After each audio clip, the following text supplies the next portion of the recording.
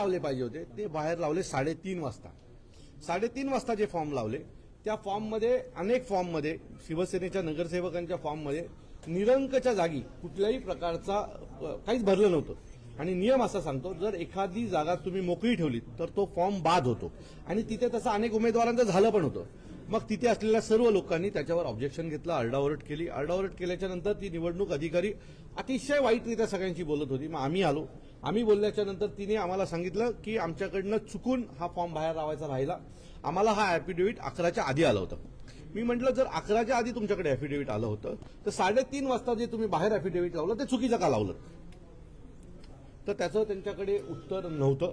आणि अशा अनेक गोष्टी घडल्यात. आमचा एक मुलगा आहे, त्याचा फॉर्म हा 11 वाजता फॉर्म सबमिट झाला. फक्त एक दाखला असतो, तो दाखला जमा करायचा होता.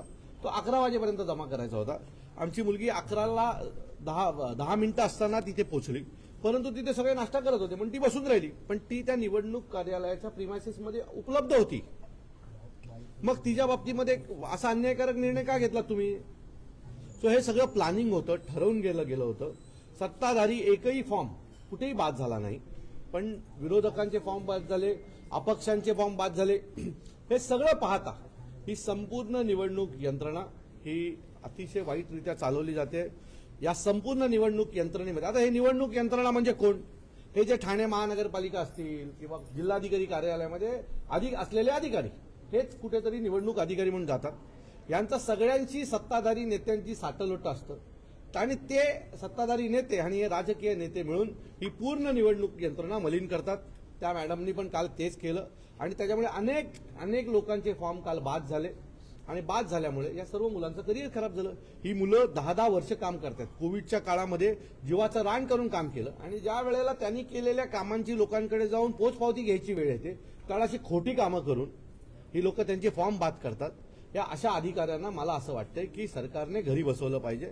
नाहीतर याच्या पुढच्या निवडणूक आम्ही लढायच्याच कशाला ना. आता तुम्ही फॉर्म बाद करताय.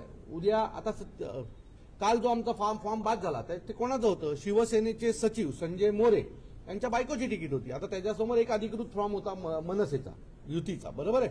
तो बाद केला. आता तिथे एक अपक्ष आहे, त्याला आज उद्यामध्ये विकत घेतला जाईल. त्याला विकत घेऊन मग हे नाचायला सुरू करणार, अरे बघा आमचा पहिला उमेदवार बिनविरोध आला. म्हणजे लढायची ताकद नाही, बिनविरोध करायचं, पैशाचा वापर करायचा. आता तो आज उद्यामध्ये त्या जो कोणी उमेदवार आहे त्या समोरचा त्याला विकत घेतला जाईल. आणि विकत घेऊन जर त्यातूनही उरले तर निवडणुकीला पूर्ण करोडो रुपये टाकणार आणि पाडणार. म्हणजे पैशाचा एक तर वापर करायचा, बळाचा वापर करायचा आणि निवडणुका जिंकायच्या, चांगल्या पोरांचे करिअर खराब करायचे. मला असं वाटतं की हे थांबलं पाहिजे. नाही तर मग कशाला लोकशाही आहे म्हणून सांगता. राजेशाही जाहीर करून टाका. आम्ही राजेशाहीमध्ये जगायला तयार आहोत. पण लोकशाही आहे असं सांगून लोकांची फसवणूक जर तुम्ही करणार असाल तर तो लोकांवर अन्याय करता असं मला वाटतं. ठाकरे आणि मनसेची युती झालेली आहे, मात्र ठाकरे आणि मनसेच्या उमेदवारांचे जास्त प्रमाणात फॉर्म जे आहेत ते बाद करण्यात आलेले आहे. कुठेतरी भीती. हो, कारण अधिकारी विकलाय ना. त्यांच्या मर्जीतले अधिकारी तिथे आणून बसवलेत प्रत्येक ठिकाणी आरो म्हणून. आणि जे मर्जीतले अनेक अधिकारी आणून बसवलेत ते अधिकारी आता परतफेड करतायत. उद्या निवडणूक झाल्यावरती बाई चांगल्या कुठेतरी पोस्टवर असणार आहे. काल मी, जितेंद्र आव्हाड साहेब, राजन विचारे साहेब, आम्ही तिघाने तिथे अकाल तांडव केला. पण आम्ही जे बोलतोय तिला समजूनच घ्यायचं नव्हतं त्या बाईला. तिथे असलेले सर्व उमेदवार सांगत होते की ही बाई प्रचंड अर्गणप्रमाणे सगळ्यांशी वागतेय, ही कोणाशी नीट बोलायला तयार नाहीये, काही नाहीये. मी बोलेल तो कायदा. माझं मत आहे तुम्ही स्वतःला जर निवडणूक अधिकारी म्हणून देवाच्या भूमिकेत मानत असाल तर देवासारखं वागलं पण पाहिजे. हा, म्हणजे देवाच्या भूमिकेत बसायचं आणि दानवासारखं वागायचं हे काही योग्य नाहीये. तुमच्यामुळे कोणाचं तरी करिअर खराब होतो. आम्ही तुम्हाला एक सांगतो, ही जी महिला आहे ना आरो, काय नाव त्यांचं, वृषाली पाटीलच्या बाबतीमध्ये त्यांच्या प्रॉपर्टीपासून सगळ्याची इन्क्वायरी आम्ही लावणार आहोत.